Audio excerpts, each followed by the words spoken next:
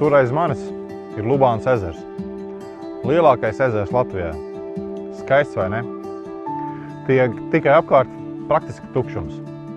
Cilvēki aizbraukuši, mājas pamestas.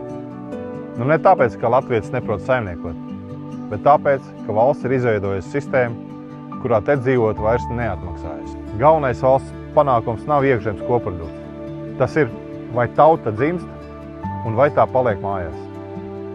Visā Latvijā, arī šeit, Latgalē. Mazāk regulējuma, mazāk birokrātijas, mazāk nodokļu. Un par katru lietu viens konkrēts atbildīgais, ne darba grupa. Lai cilvēkam ir kur strādāt un dēļ kā palikt.